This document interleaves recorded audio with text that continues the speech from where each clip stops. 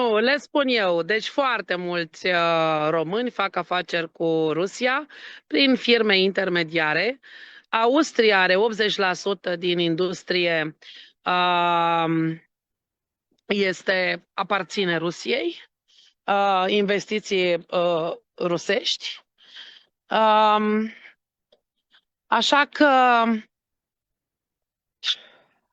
cum să zic, este doar un narativ prin care am impresia că, nu știu, mă uitam și spuneau ăștia că Rusia este slabă ca forță militară, păi din tot NATO și toată Uniunea Europeană nu reușește să învingă Rusia în Ucraina de aproape 3 ani. Da? Exact. Um,